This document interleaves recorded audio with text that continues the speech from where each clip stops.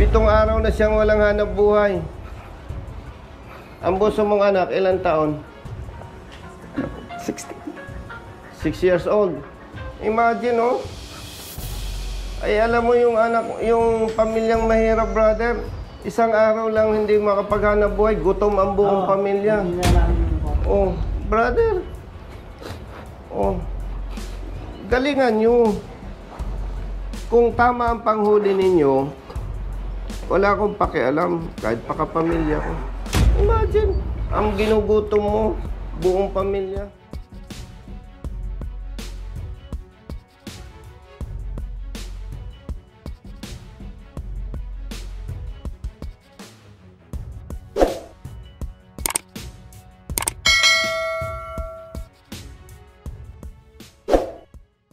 Good morning. Lubog? Asan driver? Hello. Siya man driver? Opo, sir. Morning. Ano yan? Ha? Plaka? Bye, sir. Brother, good morning. Punta ako kay Director. Kapayata po mo. Iyan. Boss. Brother, may enforcer kayong matchaong. Matchaong niya, sir. Patawag nyo. Okay. Halika, brother. Good morning. Brother, good morning. Kumusta? Long time no kasi. Ikaw lang eh. Gumantan lalaki ka ngayon ah. Pag pumupunta ako sa Congress, busy ka eh. Ay, hindi kita nakasalubong nun. Boss. Brother, hindi naman may driver lang na dumulog sa amin. Sige siya. Halika, brother. Morning po. Morning po, sir. Pagkalita po Nandiyan na ba yung enforcer ninyo? Yeah po, si Machao. Sinong ating adjudicator? Si Sir Adrian. Ito po. I-request ko yung presence ninyo. Kasi brothers, alam nyo, pag may dumulog sa aming opisina, nakita namin na may mali nga sa apprehension. Yes. Hindi kami nag-a-advise mag-contest. Kasi katulad niya, taga Bicol. Galing pang Bicol Albay. Nahuli ng enforcer ninyo. Bakit ko i-advise mag-contest? A-absent sa trabaho. Mag-schedule ng hearing. Mag-schedule kay brother ng release ng resolution. After nakita ninyo, mali ang apprehension, cancel ang huli. Hindi babayaran ang danyos. Hindi pinaparusahan ng enforcer na nakitang nagkasala. So, lalong malulubog sa perwisyo. No? Brother Matt. Kaharap ko yung magagaling na LTO personnel. Mas magaling ka po. Si Brother Hans, tsaka si adjudicator. May documents naman dito. Siyempre, evaluate nyo. Brother Hans, yung driver, ang minamaneho, bus, meron siyang, yung boss niya, may application sa extension Okay po. hanggang 2017. Hindi yun ang question dyan. Kung sasang-ayon kayo, nakikita nating mali. Brother, ang nakalagay sa kanyang prangkisa, Pasay City, Tabaco City, Albay. No. Okay. May kulatilya with authority to convey passengers to Cubao. Okay. Ang sabi ito, kaya nga ni-request ko yung presence ninyo para ma-resolve agad. Kasi nakita ko naman yung previous experience ko. Pag nakita ninyong mali ang apprehension, immediately, na-actionan nyo agad. No? Brother, pag mali yung sinabi ko, base sa kwento ng driver, kumontra ka ha. Nagbaba siya ng pasahero sa Pasay. Ang inilagay ng enforcer po ninyo, 1 passenger drop sa Pasay. Nagbaba siya ng pasahero. At ang sabi daw ng enforcer ng LTO, hindi ka pwedeng magbaba dyan. Dapat Pasay ka sa Cubao. Cubao. Tama ba? Nahuli mo siya, nagbaba ng pasahero sa Pasay, sa Rotonda. Tama? Tama po yung ano. Oo. Kaya mo tinikitan, ang pagkaintindi mo sa prangkisa, hindi siya authorized doon. Dapat sa Cubao siya magbababa. Tama? Ang ano, Hindi, ang tanong ko sa'yo. Hinuli mo siya kasi nagbaba siya sa Pasay. Opo. Eh, ang sinasabi mo sa kanya, authorized lang siya dapat sa Cubao, Quezon City. Tama? Mali po, sir. Anong sinabi mo?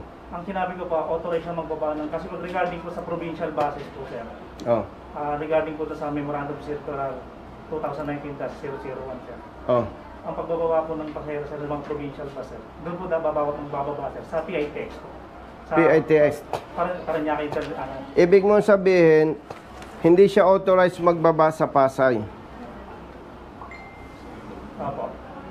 Brother, adjudicator, ang linaw-linaw niyan, route, Pasay, Tabaco City, Albay, Bayaquirino Highway, Naga City, with authority to convey passengers to Cubao, Quezon City. Nagbaba siya sa Pasay.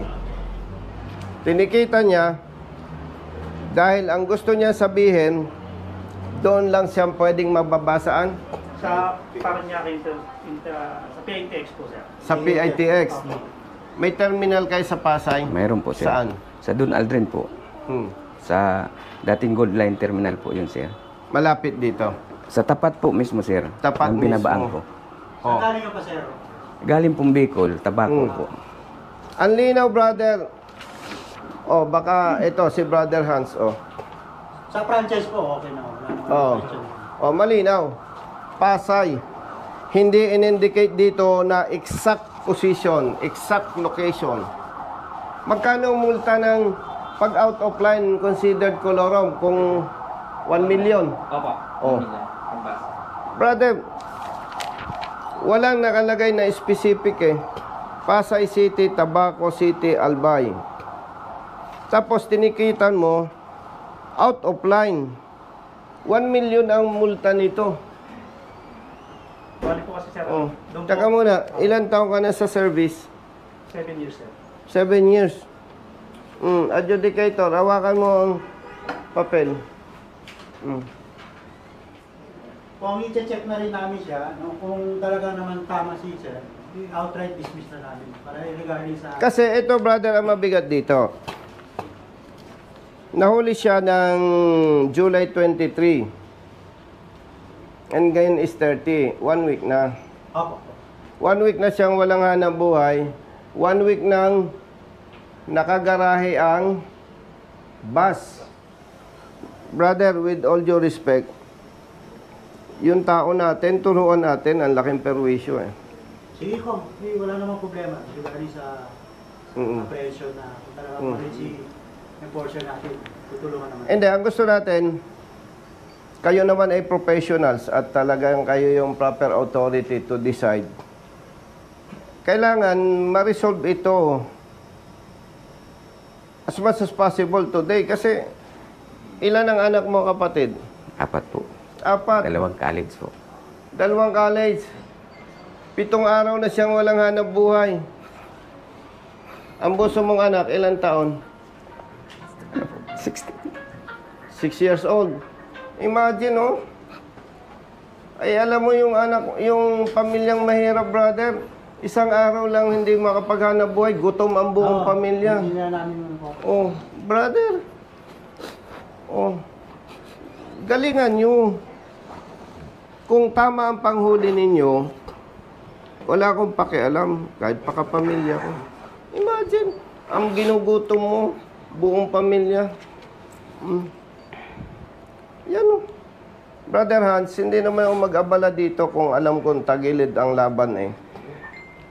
Kasi wasting time. Yes po. Yan o. Nandyan sa ano.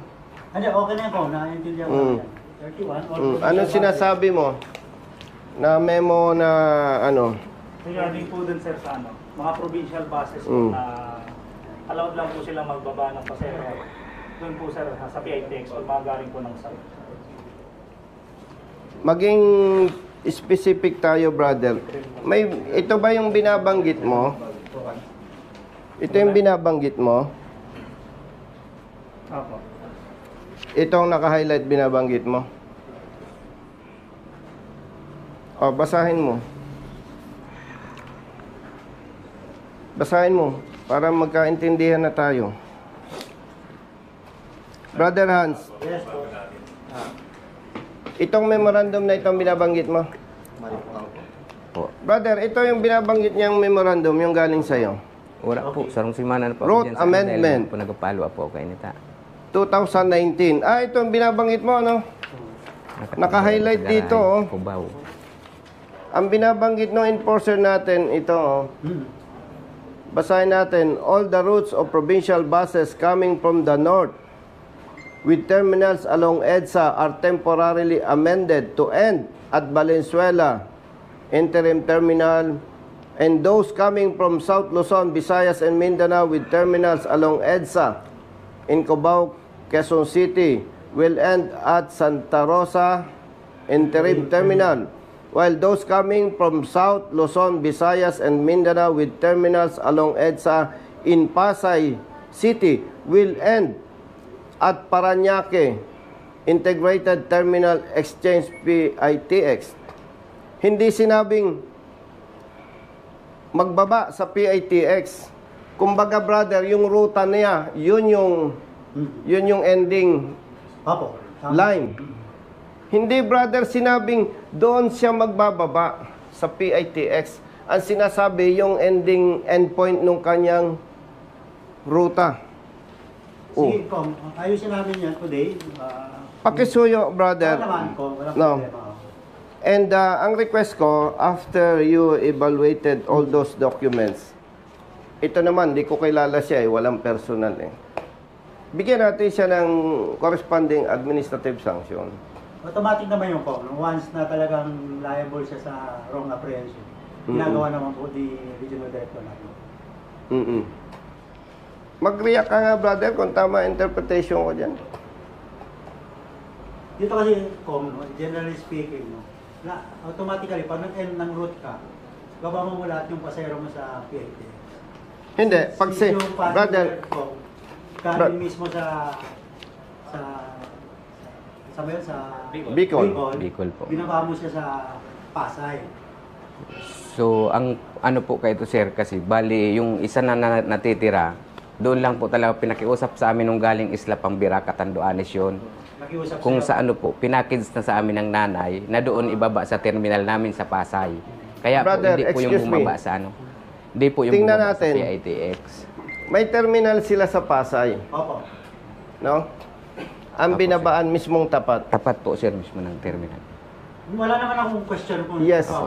Dito lang Wala naman, brother, sinabi dyan na siya doon lang pwedeng magbaba sa PITX. Opo, wala naman dito. Walang sinabi.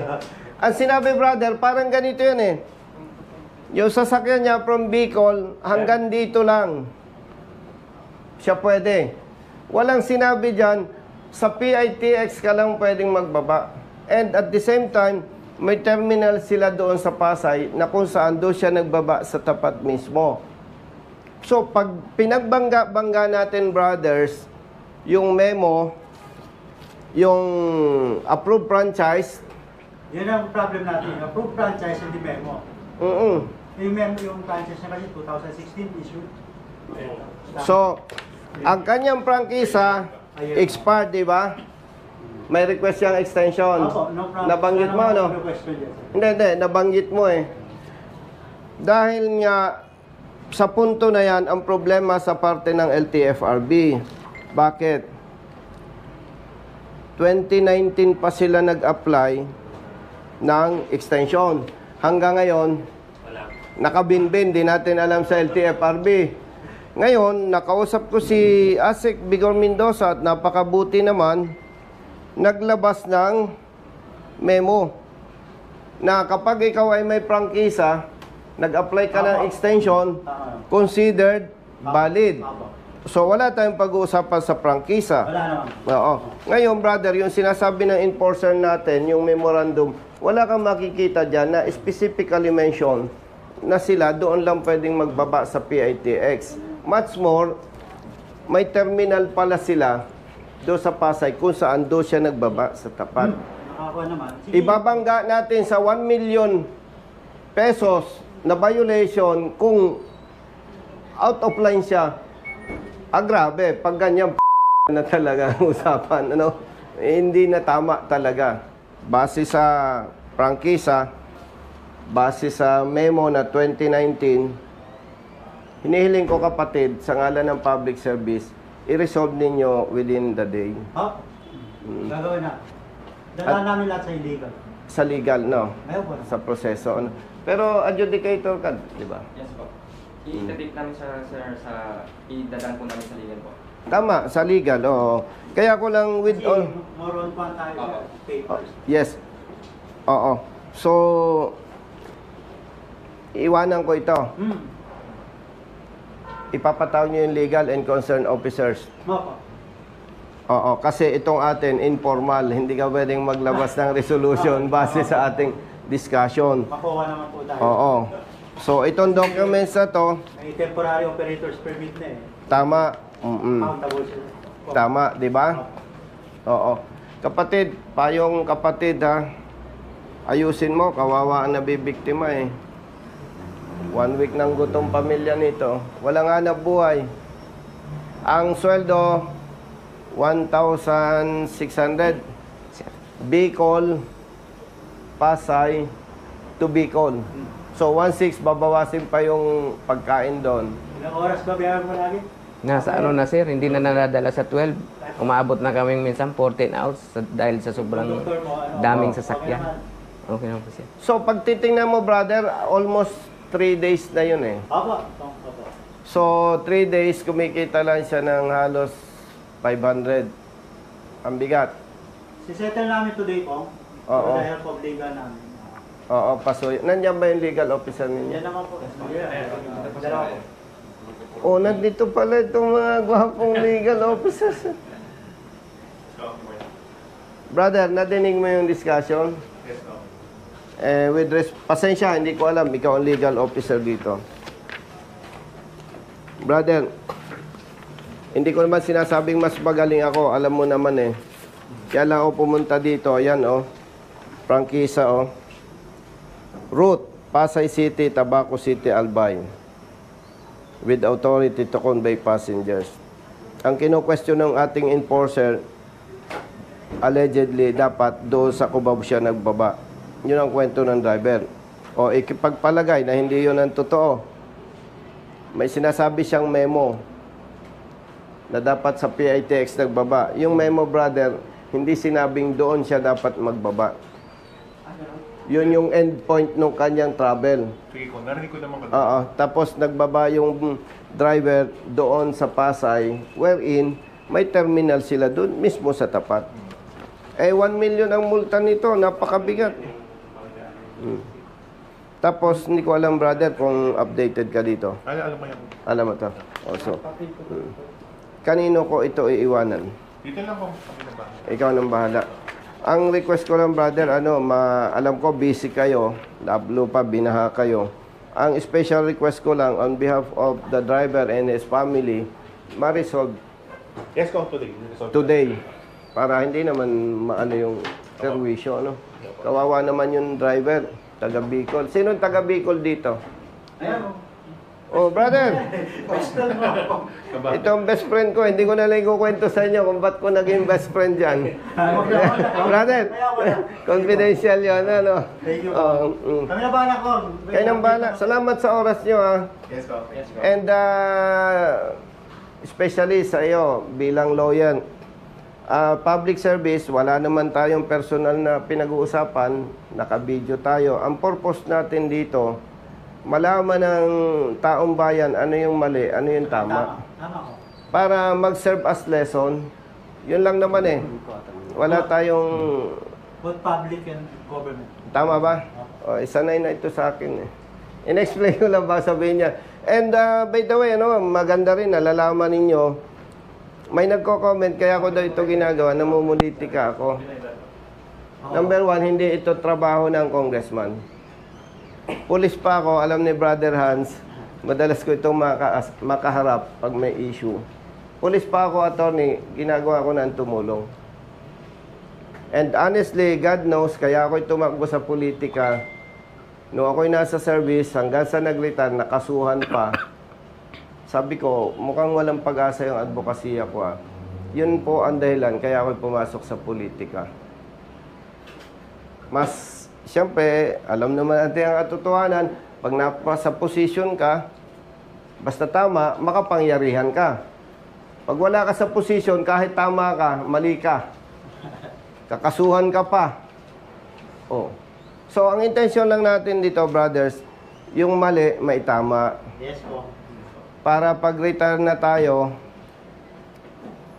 hindi na ito dadanasin ang mahihirap nating kababayan. Kasi kung si attorney lang ang mahuli ng mali, okay lang, magbabayad na lang. No? So, wala itong personalan, walang isyong politika. Oo. Correct natin yung mali. So, ang dami ko ng utang sa'yo, ha? Tulungan nyo na kami sa bahay. Alam nyo bang utang ko dito, sinasabi ko sa inyo? Pag tumawag ako, malayo ako, brother, may pupunta dyan. Pakiimbestigahan. Yung araw na yun din, nare-resolve. Hindi na pinapaalis yung driver. Dala na niya yung lisensya, resolve na yung problema. Yun yung sinasabi kong utang ko dito. Oo. Yun naman, public service po. Kaya lang, minabuti ko, attorney, samahan yung driver. Mas gusto ko, ma-discuss talaga point by point. By the way, hindi ko na kayo abalahin at binaha kayo. Maraming salamat sa inyo and salamat kay RD. No? So, brother, i-text mo ako pag okay na. Bigyan niyo kami time. Karatis. Ilang araw ka walang hanap buhay? May 1 linggo na po. 1 linggo? 3 araw na ko dito. Attorney, 1 linggo walang hanap buhay. 6 anak. May batang anak. Galing sa Bicol. Uwi pa ng Bicol. Opo, sir. Ganito ha. Pag na-resolve nila ni na attorney, magtawagan tayo ha. Opo, sir. Salamat po, sir. No. Oo. Good for 1 month. Good for 1 week lang. 1 week lang walang hanap buhay eh. Sa bagay ko. No? At Opo, sir. kung anong nararapat parusa sa enforcer, ibigay natin. Alam ni Ardy po yan, automatic. Alam. Ano kailangan i-recommend. Oo. Kasi lahat naman tayo nagkakamali eh. Wala namang perfect. Di ba? Kaya lang, pa hindi natin pinarusahan. Parang okay lang naman eh. Mabait naman si si attorney o si Brother Hans. So, sa inyong lahat, salamat sa oras ha. Thank you po. Yung utang ko ha. Thank you, bye-bye. Taga saan ka, brother? QC po. QC. Ayusin mo ha. At kawawa. Kung isinat ko sa'yo sa Viber mo, yung parang yung personal number mo. Inaksyonan yung ating idinulog. Opo naman, sir. Naglabas ba sila ng resolution? Mayroon po, sir. Dito. Pati mo. Mainit-init pa. No? Mag-5 plus na, bago na... Nakakatawa ka na ha. Opo, sir. Masaya akong makikipag kayo. Yung lisensya mo Nandun po, sir, sa gwardiya sa akin. sa gate. Pero nasa iyo na. Nasa akin na, sir. O yung plaka, binalik. Andito po, sir, sa akin. Tingnan mo naman yung plaka, oh. Matagal na. Pag hindi ka marunong tumingin, basura na ito eh. No? So, yung lisensya mo, yung plaka ng sasakyan, Okay na, sir. plus resolution, Opo, sir. Nandito na po. okay na. Alam mo ba na kung hindi kayo dumulog sa amin, ang gustong ipagmulta ninyo ay 1 million pesos? Opo. Opo. Oh, alam mo. Nung dumulog kayo sa amin, kasama, yung si Brother Randolph, no? Yun yung tumawag sa'yo. Yes po, yun siya tumawag sa akin. Ayun ang tulong. Sa amin, pag nakita namin, brother, na tama ang posisyon ng driver, hindi kami nagpapatunpik-tunpik ng tulong. No? Kasi, siyempre, brother Jerry, yung isang araw na pagka-delay, buong pamilya niya nagugutom. Opo yan sa kagaya niyang rider boss. Eh, may maliit pa siyang anak. No? Yan yung malaking problema na dinadanas ng mga motorista. Noon pa. No? Totoo nga po sir, pag alis ko doon isang araw, lahat, dalawang anak ko may trangkaso. May trangkaso. Iniwanan ko para ito asikaso ko sa Ilang araw kang walang trabaho? 7. Mula po nung 24. Hanggang O, tama. 6 na araw ngayon. Magkano ang dapat kikitain mo doon? So, salary, may talaga sir, nasa, po yung ko. 1.5 lang po yung pamainila namin sa kabalikan, yung isang round ba sir na. Tingnan mo, brother Jerry. 1.5. Hindi mo naman kabisado ang papuntang Bicol eh. Hindi kaya mo ng 12 oras. Hindi po. Hindi po makakaya ng 12 oras na ngayon po. O sabihin mo ng 12 oras, balikan di 24 oras. Eh, siyempre, magpapahinga ka, hindi ka naman robot. Opo. 1.5 times 6. 9,000 plus yung stress. Alam mo, pag pamilyado ka, Hindi maalis sa isip ko Sa sitwasyon niya. kung ano gagawin ko. pamilyado sa sitwasyon niya, ewan ko, manhid ka pag nakatulog ka pa. Kaya pasalamat ako masyadong nakarating dito kay sir. Dapat ang bibigay ko sa'yo, 10,000. Kulang pa nga yung 10,000. Sa Danyos. No. Kaya dahil napatsyempo ka na tagtuyo, 1, 2, 3. Kalahati lang. Opo sir. Masaya pa ako sir. Salamat po sir. At sabi mo sa amo mo, basta tama, kampi-kampi tayo. Opo sir. May pasok ko, sir, kasi kagaya dito, magkakaproblema ang ating kababayan regarding sa ganyang mga huli-huling mali. Yung ating isang supporter sa Mindanao, St. Louis, nagtanong kung ano na daw po ba ang update sa inyong House Bill 3366. So nakausap mo si Brolitz. Opo, nagtanong kasi, nagtatanong din Ganito yan kasi, Brother Cherry. Meron tayong ilang mga batas na makakatulong sa hanay ng motorista. Opo. Unang-una na itong Fair Traffic Apprehension Act. Dito sa Fair Traffic Apprehension Act, pag naipasa ito, yung katulad niya na ilang araw na walang hanap buhay, yung danyos, 3 beses babayaran ng LTO. Sa madaling salita, ang danyos sa kanya, humigit kumulang 10,000. Doon sa panukala nating batas, pag napatunayan na mali ang huli, 10,000 times 3. So, 30,000. 30,000. May danyos pa dyan yung sa bus. Opo. Kung sa isang araw ay kumikita humigit kumulang 20,000 times 6, 120,000 times 3, 360,000. Plus 30,000 ba? Sa panukala nating batas. Doon sa panukala nating batas, ang kukunin yun doon sa multa na sinisingil ng LTO. Na base sa report ng LTO, mahigit 800 million taon-taon ang nakukolekta nila. Babawasan yon doon sa pagkakamali ng kanilang tao. Bakit natin panukala ito? Pag may mali ang motorista, nangongolekta sila. Tama po. Pag naman sila ang mali, pasensya, hindi pwede. Ngayon, yung tinatanong ni Brolitz na status, nakakalungkot sabihin, nasa committee pa rin sa Kongreso.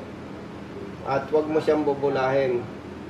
Sabihin mo totoo, walang kasiguraduhan pa na makakapasa ito bago mag-eleksyon.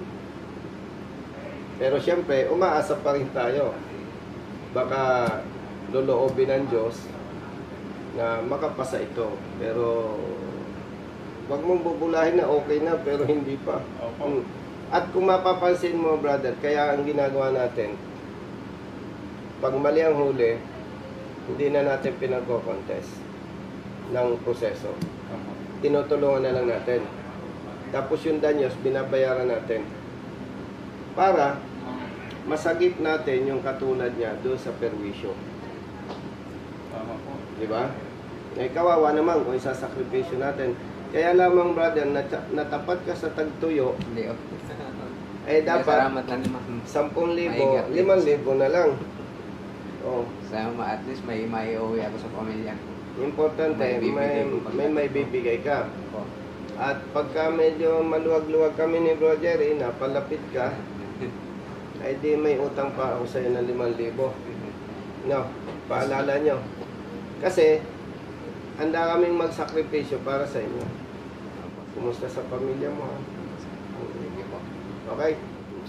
Okay, ayos. Makakawin ka na ng Thank you po, Bicol. sir. Ingat, ingat.